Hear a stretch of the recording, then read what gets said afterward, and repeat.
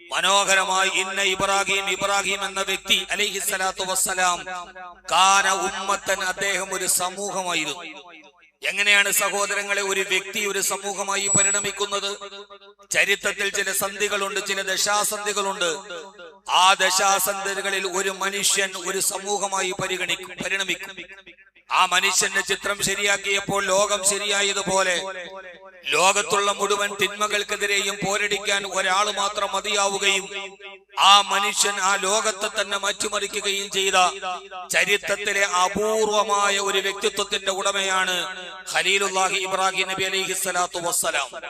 അതുകൊണ്ടാണ് ഖുർആനിൽ അല്ലാഹു സുബ്ഹാനഹു വ തആല സൂറത്തുൻ നഹ്ലിൽ ഇബ്രാഹിം നബി അലൈഹിസ്സലാത്തു വസ്സലാമിനെ പരിചയപ്പെടുത്തി തരികയാണ്. ആരുടെ സ്മരണകളാണോ, ആരുടെ ചരിത്രങ്ങളാണോ, ആരുടെ ബലിമൃഗങ്ങളാണോ, ആരുടെ വിശ്വാസമാണോ, ആരുടെ കർമ്മമാണോ, ആരുടെ ചിന്തകളാണോ, ആരുടെ നിശ്വാസങ്ങളെയാണോ ഇന്ന് ലോകത്തുള്ള ലക്ഷോപലക്ഷം ജനങ്ങൾ പിൻപറ്റുന്നത്, ആ മനുഷ്യനെ അല്ലാഹു പറയുന്നത് കാന ഉമ്മത്തൻ, അദ്ദേഹം ഒരു സമൂഹമായിരുന്നു, ഒരു ഏക വ്യക്തിയായിരുന്നില്ല. തന്നിലേക്ക് മാത്രം ഒതുങ്ങിത്തീരുന്ന, തന്നെ കുറിച്ച് മാത്രം ചിന്തിക്കുന്ന, തന്റെ കുടുംബത്തിലേക്ക് ഒതുങ്ങിച്ചേരുന്ന ഒരു സ്വാർത്ഥതയുടെ പ്രതീകമായിരുന്നില്ല ഖലീലുല്ലാഹി ഇബ്രാഹിം നബി അലൈഹിസ്സലാത്തു വസ്സലാം. ഈ ലോകത്തിന്റെ മുഴുവനും ചിന്തകളിൽ, മുസ്ലിം ഉമ്മത്തിന്റെ ചിന്തകളിൽ, സമുദായത്തിന്റെ ചിന്തകളിൽ, സമൂഹത്തിന്റെ ചിന്തകളിൽ തന്റെ എല്ലാ പ്രവർത്തനങ്ങളെയും ചേർത്തു വെച്ച ഒരാളായിരുന്നു മഹാനായ ഖലീലുല്ലാഹി ഇബ്രാഹിം നബി അലൈഹിസ്സലാത്തു വസ്സലാം. എന്തുകൊണ്ടെന്ന് ചോദിച്ചാൽ, ഈ അധികാരത്തിന്റെ പേരിൽ മനുഷ്യരൂപം പൂണ്ട് ചെങ്കോലും കയ്യിൽ പിടിച്ച് നമ്രൂദ് എന്ന ഏകാധിപതി ലോകത്തിന്റെ മുമ്പിൽ ഏകനായ അല്ലാഹുവിനെ വെല്ലുവിളിച്ചു കൊണ്ടിരുന്നപ്പോൾ ഇബ്രാഹിം നബി അലൈഹിസ്സലാത്തു വസ്സലാം സംവദിച്ചത് നമ്രൂദിനോടാണ്, നമ്രൂദിയൻ ചിന്തകളോടാണ്. ഞാനാണ് ദൈവമെന്ന് വാദിച്ച നമ്രൂദിനോടാണ്.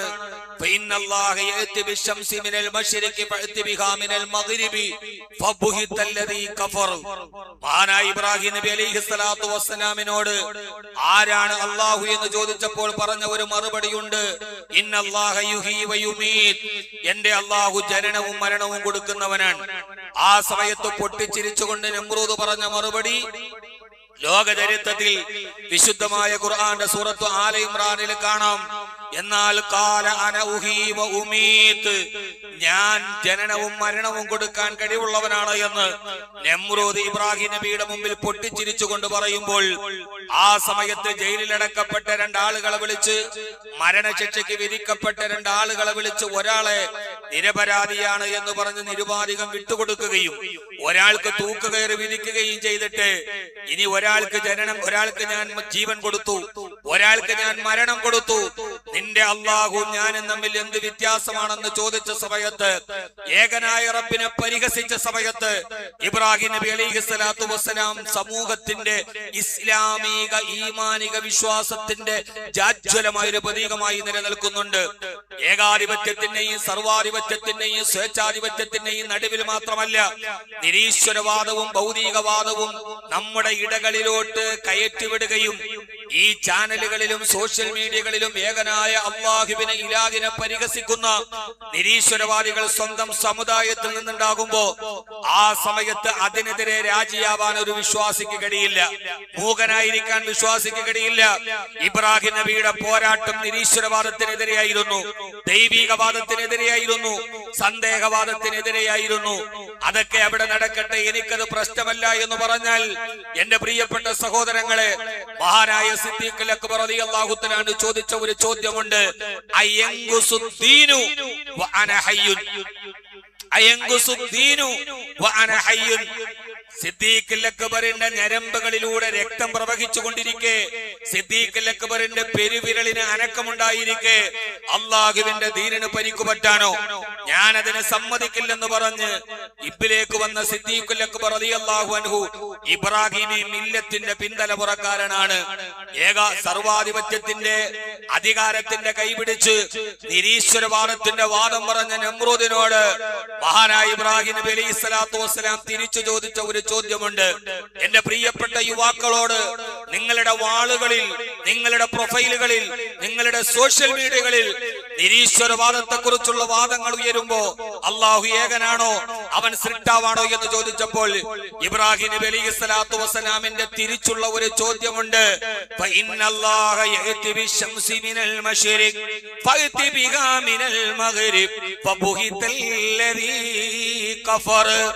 മഹാനായ ഖലീലുല്ലാഹിയുടെ ചാട്ടുളി പോലൊരു ചോദ്യം വന്നത്രേ. നമ്രൂദേ, ഈ ബാബിലോണിയൻ തീരങ്ങളും യൂഫ്രട്ടീസിന്റെ ഓളങ്ങളും ഈ സാമ്രാജ്യത്വം നിന്റെ മുമ്പിലായിരിക്കാം, പക്ഷേ എന്റെ പടച്ചവനെ കിഴക്ക് നിന്ന് സൂര്യനെ ഉദിപ്പിക്കുന്നവനാണ്. നിനക്ക് കഴിയുമെങ്കിൽ നാളെ രാവിലെ പ്രഭാതം പൊട്ടിവിടരുമ്പോ കിഴക്ക് നിന്നുദിക്കുന്ന സൂര്യനെ പടിഞ്ഞാറ് നിന്ന് ഉദിപ്പിക്കാൻ നിനക്ക് കഴിയുമോ നമ്രൂദ്? ഒരൊറ്റ ചോദ്യമായിരുന്നു. അള്ളാഹു പറയുന്നത് നിരീശ്വരവാദികൾ നിശബ്ദരായി എന്നാണ്. ഉലൂഹിയത്തിനെ കുറിച്ച് പറഞ്ഞപ്പോൾ, റുബൂബിയത്തിനെ കുറിച്ച് പറഞ്ഞപ്പോൾ കിഴക്ക് നിന്ന് സൂര്യനെ ഉദിപ്പിക്കുന്നത് എന്റെ റബ്ബാണ്, നിനക്ക് കഴിയുമെങ്കിൽ പടിഞ്ഞാറ് നിന്ന് ഉദിപ്പിക്കാൻ കഴിയുമോ എന്ന് ചോദിച്ച ചോദ്യത്തിന്റെ മുമ്പിൽ, മഹാനായ ഇബ്രാഹിം നബിയുടെ ചോദ്യത്തിന്റെ മുമ്പിൽ നമ്രൂദ് നിശബ്ദനായി. ആ ചോദ്യത്തിന് ഉത്തരം മുട്ടിയപ്പോൾ, പ്രിയപ്പെട്ടവരെ, ചോദ്യത്തിന് ഉത്തരം മുട്ടിയപ്പോൾ ചൂണ്ടിക്കാണിച്ചവന്റെ വിരലുകൾ തിരിച്ചൊടിക്കുന്ന ഏകാധിപത്യത്തിന്റെ ശൈലി നമ്രൂദ് തീരുമാനിക്കുകയും നമ്രൂദ് ഇബ്രാഹിം നബി അലൈഹി സ്വലാത്തു വസ്സലാമിന് തീരുമാനിച്ചത് ലോകത്തുള്ള അന്നുണ്ടായിരുന്ന മുഴുവൻ ആളുകളെയും ഒരുമിച്ച് കൂട്ടി നഗ്നകളായ സ്ത്രീകളെ കൊണ്ട് കഥാപ്രസംഗവും ആട്ടവും നടത്തിയിട്ട് മഹാനായ ഇബ്രാഹിം നബി അലൈഹി സ്വലാത്തു വസ്സലാമിനെ തീക്കുണ്ടത്തിലേക്ക് വലിച്ചെറിയാൻ തീരുമാനിച്ചത് നമ്രൂദാണ്. ആ തീക്കുണ്ടത്തിലേക്ക് വലിച്ചെറിയുന്നതിന് മുമ്പ് നഗ്നകളായ സ്ത്രീകളെ കൊണ്ടുവന്ന കഥാപ്രസംഗങ്ങളും ആട്ടവും പാട്ടവും നടത്തിയിട്ടാണ് നമ്രൂദ് ഇബ്രാഹിം നബി എന്ന് പറയുന്ന തൗഹീദിന്റെ ഉപാസകനെ കൊല്ലാൻ തീരുമാനിച്ചത്. ഇന്ന് ലോകത്ത് നടക്കുന്ന എല്ലാ ആട്ടവും പാട്ടവും, ലോകത്ത് നടക്കുന്ന എല്ലാ ഇസ്ലാമിക വിരുദ്ധമായ ഈ ഫെസ്റ്റിവലുകളുടെയൊക്കെ തുടക്കക്കാരൻ നമ്രൂദാണ്. ആ നമ്രൂദ് ഇബ്രാഹിം നബിയെ വലിയ ഒരു തീക്കുണ്ടത്തിലേക്ക് വലിച്ചെറിയാൻ തീരുമാനിക്കുന്ന സമയത്ത് മഹാനായ ഇബ്രാഹിം നബി അലൈഹി സ്വലാത്തു വസ്സലാം ആകാശത്തു കൂടി പറന്നു പോകുന്ന പറവകൾ പോലും തീയുടെ ചൂടേറ്റ് അവയുടെ ചിറകുകൾ കരിഞ്ഞ് താഴോട്ട് വീഴുന്ന രീതിയിൽ അഗ്നിജ്വാലകൾ ആളിക്കത്തുന്നു. ഇബ്രാഹിം നബി അലൈഹി സ്വലാത്തു വസ്സലാമിനെ തീക്കുണ്ടത്തിന്റെ ചൂട് കാരണത്താൽ എറിയാൻ കഴിയാതെ മലമുടക്കിന്റെ മുകളിൽ ഒരു വലിയ തെറ്റാലി ഉണ്ടാക്കി. ആ തെറ്റാലിയിൽ ഇബ്രാഹിം നബി എന്ന് പറയുന്ന യുവാവിനെ കിടത്തുന്നു. ആരാണ് ഇബ്രാഹിം നബി? 96-ാമത്തെ വയസ്സിലല്ല, 100-ാമത്തെ വയസ്സിലല്ല, ജീവിതത്തിന്റെ മുഴുവൻ ആഗ്രഹങ്ങളും അഭിലാഷങ്ങളും ആസ്വദിച്ചു തീർത്ത് വാർദ്ധക്യത്തിൽ മരണത്തെ കാത്തു കിടക്കുന്ന നേരത്തല്ല ഇബ്രാഹിം നബിയെ തീക്കുണ്ടത്തിലേക്ക് വലിച്ചെറിയുന്നത്. എന്റെ പ്രിയപ്പെട്ട ക്ഷുഭിത യൗവനത്തോട്, ശപിക്കപ്പെട്ട നിഷ്ക്രിയത്വത്തിന്റെ ഇരുണ്ട തുരുത്തുകളിൽ ചിന്താശേഷി പണയപ്പെടുത്തി അന്ധവിശ്വാസത്തിന്റെ പുറകെ നടന്നു പോകുന്ന യുവാക്കളോട് തെറ്റാലിയിൽ തീക്കുണ്ടത്തിലേക്ക് വലിച്ചെറിയപ്പെടാൻ കാത്തുകിടക്കുന്ന ഇബ്രാഹിം നബിയെ അള്ളാഹു പരിചയപ്പെടുത്തുന്നുണ്ട്. എന്താ പരിചയപ്പെടുത്തുന്നത്? കാലു സമീന ഫത്തൻ. ഇബ്രാഹിം നബി ഒരു യുവാവായിരുന്നു. യുവത്വത്തിന്റെ ഏറ്റവും സുന്ദരമായ തിളച്ചുമറിയുന്ന ആഗ്രഹങ്ങളുടെ കാലത്താണ് പടച്ചവന് വേണ്ടി തീക്കുണ്ടത്തിലേക്ക് വലിച്ചു പോകാൻ കഴിഞ്ഞത്. അള്ളാഹുവിന്റെ ദീനിനെ അപഹസിക്കുന്ന ഖലീലുല്ലാഹി ഇബ്രാഹിം നബിയുടെ സ്മരണകൾ നാം പറയുമ്പോഴും നമുക്ക് അള്ളാഹുവിന്റെ ദീനുമായിട്ട് എന്ത് ബന്ധമാണുള്ളത്? നമ്മുടെ വേഷങ്ങൾ, നമ്മുടെ ആചാരങ്ങൾ, നമ്മുടെ അനുഷ്ഠാനങ്ങൾ, നമ്മുടെ വിശ്വാസങ്ങൾ, അക്കാരണത്താൽ പരിശുദ്ധമായ ദീൻ അപഹസിക്കപ്പെടും. ഒരു യുവത്വത്തിന്റെ കരുത്തുറ്റ പ്രതീകം മാമലകളുടെ മുകളിൽ, തെറ്റാലികളുടെ മുകളിൽ കത്തിജ്വലിക്കുന്ന തീക്കുണ്ടം കാത്തു നിൽക്കുന്നു.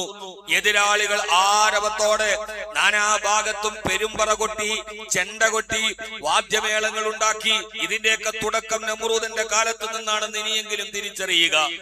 ആ വാദ്യമേളങ്ങളുടെ കരഘോഷങ്ങളുടെ ഇടയിൽ ആകാശത്തിന്റെ മുകളിലൂടെ ഒരു ചെറുപ്പക്കാരന്റെ ഭൗതിക ശരീരം ആളിക്കത്തുന്ന തീയിലേക്ക് ആഞ്ഞമർന്നു. ആഞ്ഞമരുന്ന നേരത്ത് ആകാശലോകത്തിന്റെ മലക്കുകൾ ഭൂമിയിലേക്ക് പാഞ്ഞു വന്നു. തീക്കുണ്ടത്തിലേക്ക്, ആളിക്കത്തുന്ന തീക്കുണ്ടത്തിലേക്ക് വലിച്ചെറിഞ്ഞ ഒരു യുവാവിന് ഖലീലുല്ലാഹി ഇബ്രാഹിം എന്ന് നിങ്ങൾ അപ്പോൾ പേര് പറയരുത്. ഇബ്രാഹിം നബിയെ കുറിച്ച് അപ്പോൾ പറയുന്നത് ഒരു യുവാവ്, യുവത്വത്തിന്റെ പ്രതീകമായ യുവാവ്, ആഗ്രഹങ്ങളും അഭിലാഷങ്ങളുമുള്ള യുവാവ്, പ്രതീക്ഷകളുള്ള യുവാവ്, ജീവിത സ്വപ്നം കണ്ട യുവാവ്, അവിവാഹിതനായൊരു യുവാവ്, മംഗല്യ സ്വപ്നം കണ്ടു നിൽക്കുന്ന ഒരു യൗവനമാണ് അവിടെ വലിച്ചെറിയപ്പെടുന്നത്. ആകാശത്തിന്റെ മലക്കുകൾ അവിടെ നിന്ന് വന്നിട്ട് തീക്കുണ്ടത്തിലേക്ക് വിടുന്ന ഇബ്രാഹിം നബിയോട് ചോദിക്കുന്നുണ്ട്, നിന്നെ സംരക്ഷിക്കാൻ വേണ്ടി അള്ളാഹു പറഞ്ഞു വിട്ടതാണ് ഞങ്ങളെ. ഇബ്രാഹിം നബിയുടെ മറുപടി, വേണ്ട, ഹസ്ബുനല്ലാഹു വനിഅമൽ വകീൽ, എനിക്ക് നിങ്ങളെപ്പോലും വേണ്ട, എനിക്ക് എന്റെ റബ്ബിനെ മതി. ഇബ്രാഹിം നബിയുടെ രണ്ടാമത്തെ വിശേഷണം ചുരുക്കി പറയട്ടെ, അള്ളാഹു പറയുന്നത്, കാന ഉമ്മത്തൻ ഖാനിത്തൻ ലില്ലാഹി ഹനീഫ, പടച്ചവനെ സൂക്ഷിച്ച് ജീവിച്ച ഋജുമാനസനായിരുന്നു. ഹനീഫ എന്ന് പറഞ്ഞാൽ അതിന്റെ അർത്ഥം ഋജുമാനസൻ, ഇടത്തോട്ടുമില്ല വലത്തോട്ടുമില്ല, ചഞ്ചല ചിത്തനല്ല, അചഞ്ചലമായി നിന്ന ഒരു മനുഷ്യൻ. മൂന്ന് വിശേഷങ്ങൾ പറയുകയാണ്. അങ്ങനെ മലക്കുകളോട് പറഞ്ഞു, നിങ്ങളുടെ ഒരു മധ്യസ്ഥത പോലും എനിക്ക് ആവശ്യമില്ല, എന്റെ ബന്ധം എന്റെ റബ്ബുമായിട്ടാണ്. സഹോദരങ്ങളെ, ആളിക്കത്തുന്ന തീ, ആ തീയുടെ മുമ്പിൽ മഹാനായ ഇബ്രാഹിം നബി അലൈഹിസ്സലാത്തു വസ്സലാമിന് അത് തണുപ്പായി മാറി എന്നത് ചരിത്രമാണ്. മഹാനായ ഇബ്രാഹിം നബി പുഞ്ചിരിച്ചുകൊണ്ട് അവിടെ നിന്നു. ഇത് ഇബ്രാഹിം നബിയുടെ ചരിത്രത്തിൽ മാത്രം ഒതുങ്ങുന്നതല്ല. നമ്രൂദുമാർ പിന്നെയും ഉണ്ടായി. ആ ഇബ്രാഹിം നബി അലൈഹിസ്സലാത്തു വസ്സലാമിനെ തീക്കുണ്ടത്തിലേക്ക് വലിച്ചെറിഞ്ഞ, തീക്കുണ്ടത്തെ ഏറ്റവും വലിയ AC സമശീതോഷ്ണ ഉപാധിയായി മാറി. ഇബ്രാഹിം നബിയുടെ ഒരു രോമം പോലും കരിഞ്ഞില്ല. പക്ഷേ ഇബ്രാഹിം നബിയുടെ ചരിത്രം അവിടെ അവസാനിച്ചില്ല. കാലങ്ങൾ കുറെ കഴിഞ്ഞു. ഇബ്രാഹിം നബിയുടെ മകൻ ഇസ്മായിൽ നബി അലൈഹിസ്സലാത്തു വസ്സലാമിന്റെ പരമ്പരയിൽ ഒരു പ്രവാചകൻ വന്നു. ഹബീബായ നബി മുഹമ്മദ്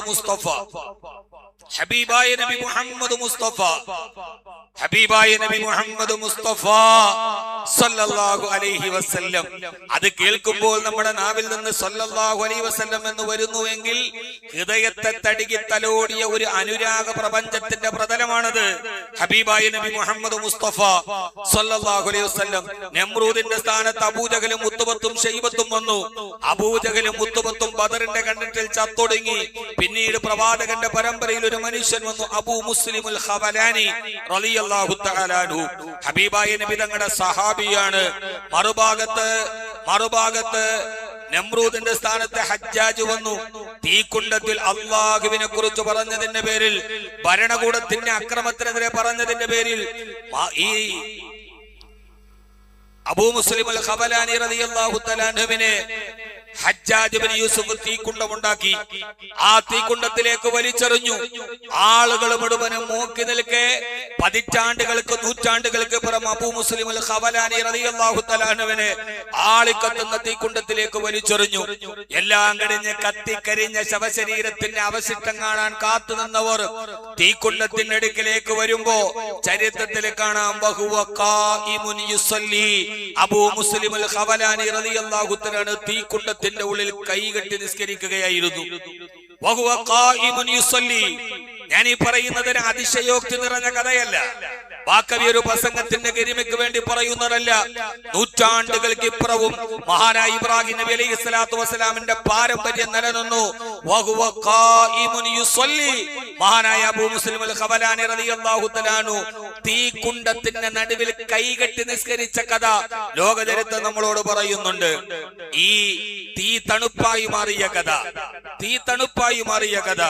എന്റെ പ്രിയപ്പെട്ട സഹോദരങ്ങളെ, തീക്കുണ്ടത്തിൽ ചുട്ടരിക്കപ്പെടുന്നവരോട്, ഇന്ന് പുതിയ കാലത്ത് ബോംബുകളേറ്റ് പിടഞ്ഞു മരിക്കുന്നവരോട്, പശ്ചിമേഷ്യയുടെ യുദ്ധക്കൊതിയിൽ പിടഞ്ഞു വീടുന്ന നിരപരാധികളും അനാഥകളും നിരാലംബരും നിരാശ്രയരും നിദ്രാവിഹീനരുമായ ആയിരക്കണക്കിന് ആളുകൾ മണക്കാട് വലിയ പള്ളിയിൽ നമ്മളിവിടെ ജുമാ നമസ്കാരത്തിന് പുതിയ വസ്ത്രമണിഞ്ഞ് ഭക്ഷണം കഴിച്ച് മൃഗബലി നടത്താൻ കാത്തിരിക്കുമ്പോ കിലോമീറ്ററുകൾക്കകലെ നിങ്ങൾ കാണുന്നില്ലേ അമേരിക്കയുടെ യാങ്കിപ്പടയുടെ, അമേരിക്കയുടെ ഇസ്രയേൽ എന്ന് പറയുന്ന ജാരസന്താനത്തിന് സമ്മാനം കൊടുത്ത അമേരിക്കയുടെ ജാരസന്തതികളുടെ ഭീകരാക്രമണത്തിന്റെ പേരിൽ ഗസയുടെ മുനമ്പുകളിൽ ചിതറിത്തെറിച്ച പിഞ്ചു കുഞ്ഞുങ്ങളെ, ഒരു നേരത്തെ റൊട്ടിക്കഷണത്തിന് വേണ്ടി ഗസയിൽ തകർക്കപ്പെട്ട കെട്ടിടത്തിന്റെ അവശിഷ്ടങ്ങളിൽ കുടുങ്ങിക്കിടക്കുന്നവരെ, ഉമ്മ നഷ്ടപ്പെട്ട കുഞ്ഞുങ്ങളെ, ഭാര്യ നഷ്ടപ്പെട്ടു പോയ ഭർത്താക്കന്മാരെ, ചിതറിത്തെറിച്ചു പോയ ജന്മങ്ങളെ,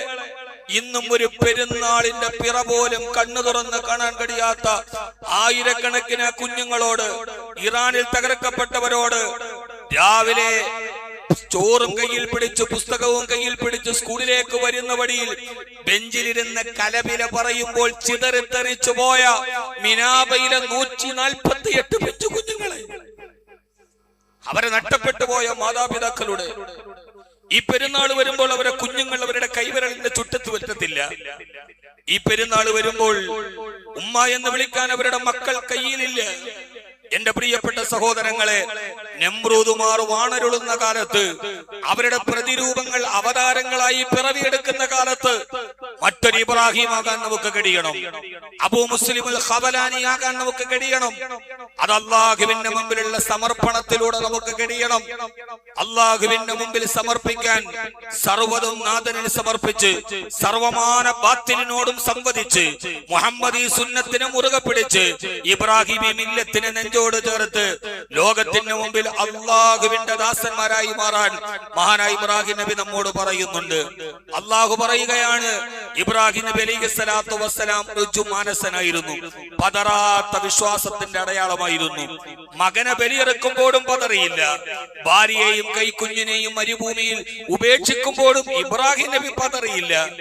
ആ സമയത്തും ഇബ്രാഹിം നബിയുടെ കൂടെ പരാവാരം പോലെ പരന്നു കിടക്കുന്ന മരുഭൂമിയിൽ ഭർത്താവ് ഇങ്ങനെ ഉപേക്ഷിച്ചു പോകുമ്പോ ഹാജറയും പതറിയില്ല, കൊച്ചിസ്മായിലും പതറിയില്ല. അല്ലാഹു സുബ്ഹാനഹു വ തആല പടച്ചവന്റെ മുമ്പിൽ പതറാതെ നിന്നവർക്ക് നൽകുന്ന ഒരു പ്രതിഫലമുണ്ട്. നമുക്ക് കഴിയണം നമ്മുടെ റബ്ബിന്റെ മുമ്പിൽ പതറാതെ നിൽക്കണം. പരീക്ഷണങ്ങൾ വരുമ്പോഴും പ്രയാസങ്ങൾ വരുമ്പോഴും പ്രതിസന്ധികൾ വരുമ്പോഴും ഇതെന്റെ റബ്ബിന്റേതാണെങ്കിൽ പതറാതെ നിൽക്കുന്ന ഒരു ഈമാൻ സംഭരിച്ചെടുക്കാൻ നമുക്ക് കഴിയേണ്ടതുണ്ട്. അല്ലാഹു തൗഫീഖ് നൽകുമാറാകട്ടെ, അല്ലാഹു തൗഫീഖ് നൽകട്ടെ. സകലതും റബ്ബിനെ സമർപ്പിച്ചാൽ ഇന്നി വജ്ജഹതു വജ്ഹിയ ലില്ലദീ ഫതറ അസ്സമാവാതി വൽ അർള ഹനീഫൻ മുസ്ലിമാ വമാ അന മിനൽ മുശ്രികീൻ. എല്ലാം ഇന്നി വജ്ജഹതു വജ്ഹിയ ലില്ലദീ ഫതറ അസ്സമാവാതി വൽ അർള ഹനീഫൻ മുസ്ലിമാ, ആകാശഭൂമികളെ സൃഷ്ടിച്ചു രൂപകൽപ്പന ചെയ്ത എന്റെ റബ്ബിന്റെ മുമ്പിലേ ഞാൻ തലകുനിക്കൂ, അവന്റെ മുമ്പിലേ ഞാൻ പ്രണമിക്കൂ എന്ന് തീരുമാനിച്ചു ഇബ്രാഹിം നബി അലൈഹിസ്സലാത്തു വസ്സലാം. രണ്ടാമത്, സമയം പരിമിതമാണ്, 8 മണിക്കാണ് നമസ്കാരം. അതുകൊണ്ട് എല്ലാവരും അകത്തോട്ട് കയറി സഫുകൾ കൃത്യമാക്കിയിരിക്കണം. അല്ലാഹു തൗഫീഖ് നൽകട്ടെ, അല്ലാഹു സ്വീകരിക്കട്ടെ. ഇബ്രാഹിം നബി പടച്ചവന്റെ മുമ്പിൽ പതറാതെ നിന്നു എന്ന് മാത്രമല്ല, നാലാമത് പറയുന്ന ഒരു വിശേഷണമുണ്ട്.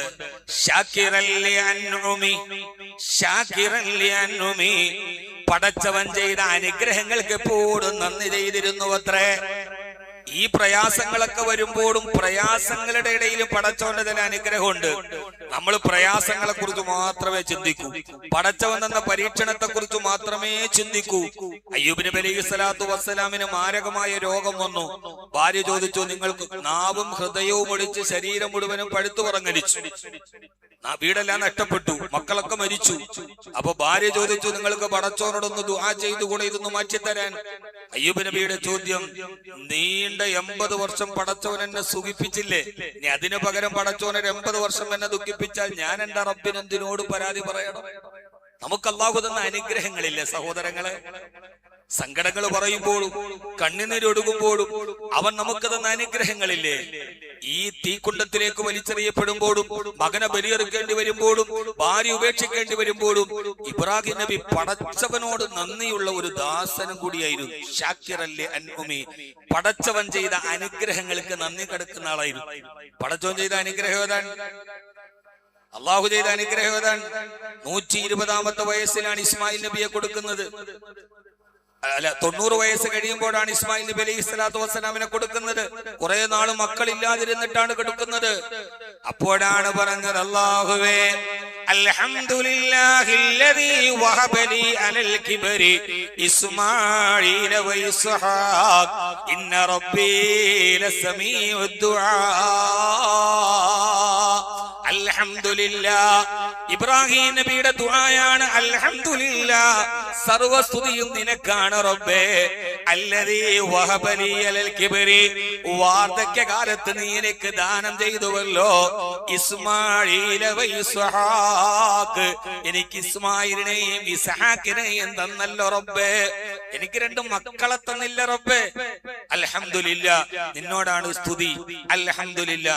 നമുക്കങ്ങനെ പറയാൻ പറ്റുമോ? രണ്ട് മക്കളെ എനിക്ക് കിട്ടി, വേറൊന്നും വേണ്ട.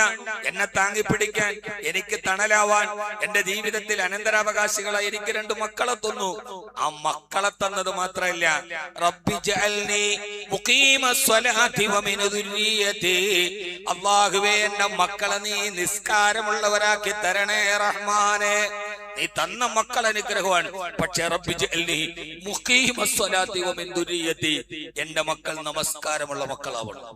ഈ ഈദുൽ അദ്ഹയിലെ വലിയൊരു പ്രാർത്ഥനയാണിത്. മക്കൾക്ക് വേണ്ടി അവർ നമസ്കാരമുള്ളവരാകണം.